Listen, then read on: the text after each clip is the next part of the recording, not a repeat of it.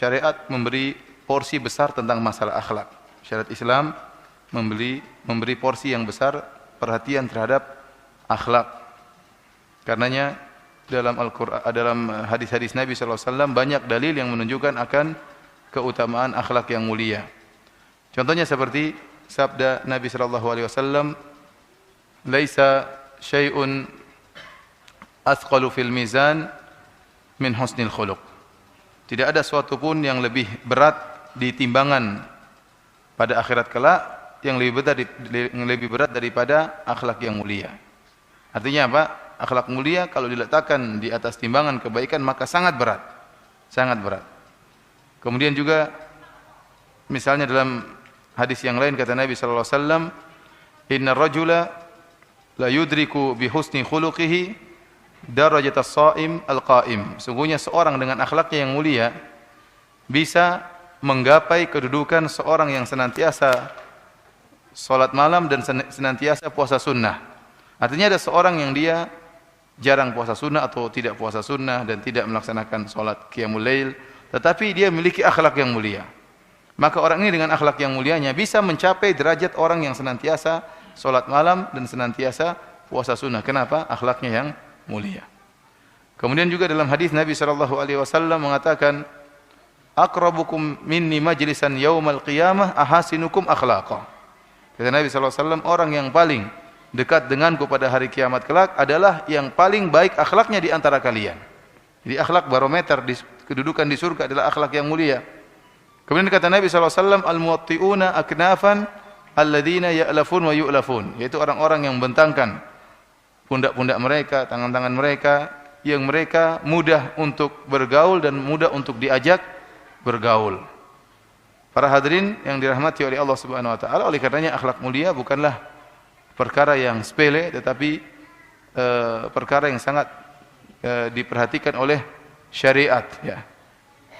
Sebaliknya orang yang akhlaknya buruk, ya maka sangat rendah di hadapan syariat. Oleh karenanya Nabi sallallahu alaihi wasallam contohnya pernah bersabda, "Inna syarran nasi manzilatan 'indallahi yaumal qiyamah man tarakahun nas ittiqa'a syarrihi."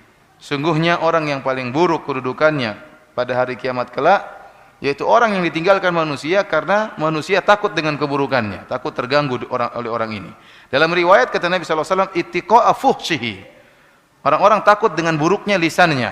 Jadi orang enggak ada yang bergaul dengan dia, menjauh dari dia. Kenapa? Omongannya kotor. Omongannya kotor. Ya. Sehingga orang ini ditinggal. Kenapa? Akhlaknya buruk.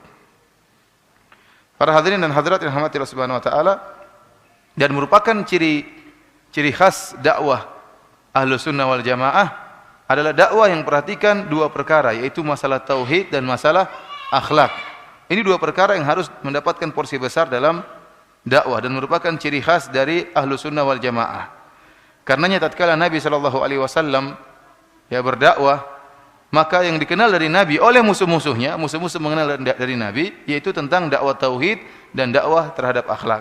Tatkala Herakl bertemu dengan Abu Sufyan, waktu itu Abu Sufyan masih dalam keadaan kafir. Maka dipanggillah oleh Herakl dan Herakl bertanya tentang Nabi Muhammad sallallahu alaihi wasallam. Di antara pertanyaan-pertanyaan yang disampaikan oleh Herakl kepada Abu Sufyan, "Wa madza ya'murukum?" Apa sih yang diperintahkan Muhammad kepada kalian? Sekarang Herakl ingin mengenal dakwah Nabi Muhammad sallallahu alaihi wasallam, mengenalnya dari musuh-musuhnya, dari Abu Sufyan. "Madza ya'murukum?" Apa yang diperintahkan Muhammad kepada kalian? Maka Abu Sufyan mengatakan, "Qal u'budullaha wa la tusyriku bihi syai'a wa atruku ma qala aba'ukum." Muhammad itu berkata, sembahlah Allah saja dan janganlah kalian berbuat kesyirikan sama sekali, dan tinggalkanlah perkataan nenek moyang kalian seperti bersumpah dengan nama selain Allah. Ini tauhid. Ini yang pertama, tauhid. Artinya Abu Sufyan mengatakan Muhammad menyuruh kita bertauhid. Yang kedua, kata Abu Sufyan, "Wa kana ya'muruna bis-silah wal afaf was-sidq." Dan Muhammad menyuruh kita untuk menyambung silaturahmi, untuk jujur, untuk berakhlak yang mulia, menjaga diri dari perangai-perangai yang buruk. Ini yang merupakan jawaban dari Abu Sufyan, yang merupakan kesimpulan dari dakwah Nabi sallallahu alaihi wasallam. Kesimpulannya ada dua perkara. Yang pertama adalah tauhid, yang kedua adalah akhlak yang mulia. Oleh karenanya kita seharusnya kita pun dikenal oleh musuh-musuh kita demikian, bahwasanya kalau ada kata orang salafi, namanya ada orang salafi, harusnya terbetik dalam mereka orang ini kenceng dalam tauhid tapi akhlaknya baik. Harusnya begitu. Bukan kenceng dalam tauhid akhlaknya amburadul, bukan. Tetapi harus tergambarkan dalam mereka orang ini akhlak kenceng dalam tauhid, tidak pernah basa-basi dalam tauhid, tidak pernah basa-basi dalam kesyirikan, tetapi murah senyum, ramah. Harusnya seperti itu. Harusnya seperti itu. Oleh karenanya seorang bisa dikenal dari akhlak yang mulia dari mana? Tadi kata Nabi SAW, tatkala Nabi mengatakan yang terdekat denganku pada hari kiamat yang paling akhlaknya mulia. Kemudian Rasulullah SAW mencontohkan al-muwatti'una aknafan, yaitu orang yang membentangkan pundaknya dan tangannya, alladzina ya'lafun wa yu'lafun, yang mudah untuk bergaul dan mudah untuk diajak bergaul. Kalau kita ingin tahu seorang itu akhlak mulia, yaitu orang itu disenangi orang, ngobrol sama dia enak, kalau ketemu dia enak, menyenangkan, itu berarti akhlaknya mulia. Itu berarti akhlaknya mulia. Apakah kita seperti itu? Masing-masing mengecek dirinya masing-masing. Para hadirin dan hadirat yang dirahmati Allah Subhanahu wa taala, karenanya pembahasan akhlak adalah pembahasan yang penting, ya. Hadis-hadis tentang akhlak sangatlah banyak. Cukuplah kitab Riyadhus Shalihin sebagai bukti. Barang siapa buka kitab Riyadhus Shalihin, isinya hadis-hadis Nabi tentang akhlak. Semuanya tentang akhlak, tentang adab-adab. Ini menunjukkan akhlak mendapatkan porsi besar dalam syariat Islam.